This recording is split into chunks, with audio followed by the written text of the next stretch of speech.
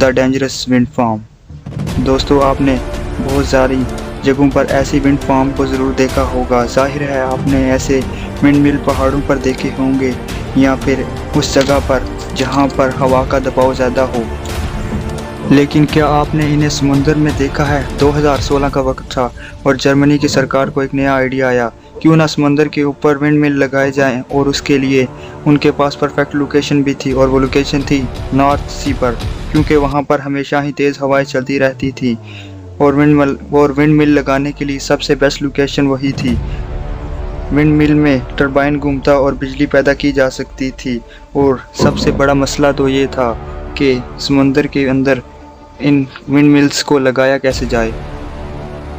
Wind mill लगाने के लिए बड़े बड़े पाइप्स का इस्तेमाल किया गया। एक 85 मीटर लंबा और 8 मीटर चौड़ा था और इनका वज़न 1300 टन था, जिसकी मदद से यहाँ पर 68 टरबाइन और 154 रोटर लगा दिए गए हैं, जिसकी मदद से 402 मेगावाट की बिजली पैदा की जा सकती है। और ये आप सोच रहे होंगे 1 मेगावाट कितना होता है, तो मैं आपको बता दूं 1 मिलियन वाट को मिलाकर 1 मेगावाट बनता है। और आपके घर में बल्ब जो चलता है वो 100 वाट का होता है। और अगर मैं आपको आसान लफ्ज़ों में बताऊं तो इससे 4 लाख घरों को आसानी से बिजली मिल सकती थी। और हैरानी की बात तो ये है कि ये प्रोजेक्ट सिर्फ और सिर्फ 23 मंथ में पूरा कर लिया गया। अब आपको समझ तो आ ही गया होगा कि अगर इंसानी दिमाग कुछ करने पर उतर आए या कुछ सोच ले, कोई ठान ले, तो वो कर ही छोड़ता है और अपनी इस अक्ल का इस्तेमाल करके कुछ भी इस दुनिया में पॉसिबल बना सकता है।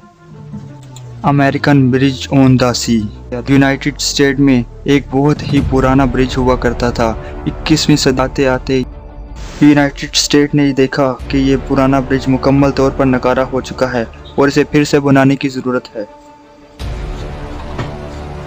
ये वो ब्रिज था जो स्टेट ऑफ मिनेसोटा और विस्कॉन्सिन को साथ मिलाता था, लेकिन इसकी हालत बहुत ज़्यादा ख़राब हो चुकी थी और फिर से नए सिरे से बनाने के लिए इसको ढाना ज़रूरी था और इसके लिए बहुत सारी मुश्किलात का सामना करना पड़ा।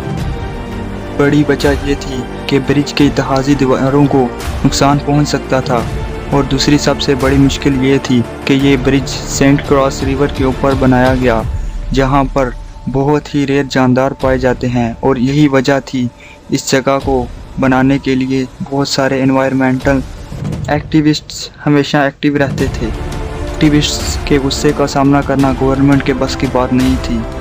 करीबन 20 सालों तक इन्हीं मुश्किलात की वजह से इस ब्रिज को नई तरीके से नहीं बनाया गया।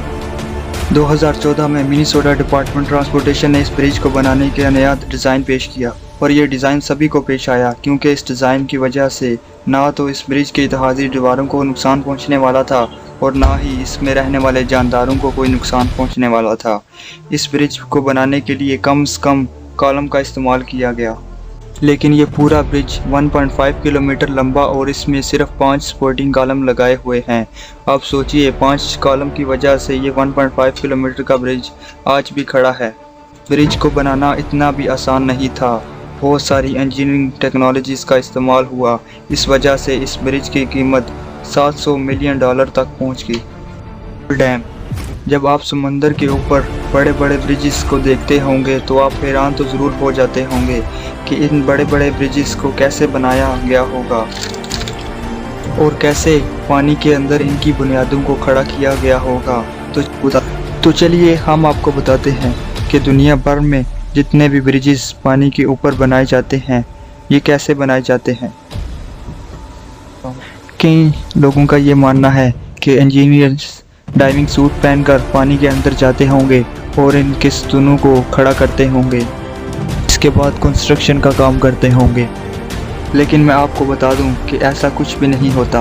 आपको ये तो पता ही होगा कि एक ब्रिज कितने वज़न बर्दाश्त कर सकता है, इसके कॉलम को मजबूत बनाना कितना ही ज़रूरी है।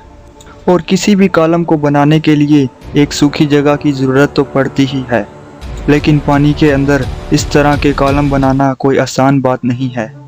और इसीलिए पानी के अंदर ब्रिजेस बनाने के लिए इस ट्रिक को इस्तेमाल किया जाता है जिसका नाम कॉफर डैम टेक्निक है।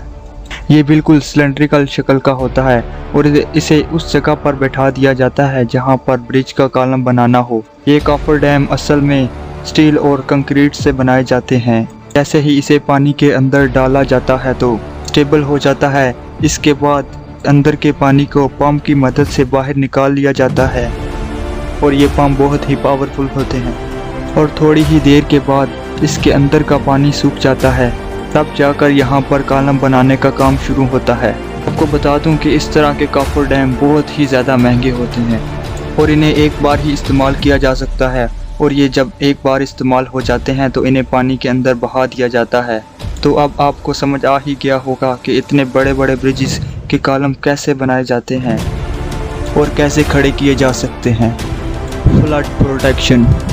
दोस्तों, आज के वक्त फ्लड जैसी मुश्किल बहुत ही ज़्यादा आम हो चुकी है और इसी से बचने के लिए बड़े बड़े डैम बनाए जा रहे हैं। और ठीक इसी तरह जो आप कंस्ट्रक्शन देख रहे हैं वो यूके के पेलिंग आयरलैंड की कंस्ट्रक्शन का काम हो रहा है। ये उस वक्त की बात है जब आयरलैंड के किनारे 1800 घर समुंदर की सतह वजह से खतरे में थे। इसको बचाने के लिए बहुत सारी एजेंसी और रहमान ग्रैंड कंस्ट्रक्शन ने इस जगह पर काम शुरू किया। इस जगह को फ्लड से बचाने के लिए इसका कंस्ट्रक्शन का काम शुरू किया गया और इसका पहला स्टेप बहुत ही ज़्यादा मुश्किल था। यहाँ की समुद्री लहरों में बहुत ही ज़्यादा तूफान था। इसी वजह से कंस्ट्रक्शन का काम करना इतना आसान भी नहीं था।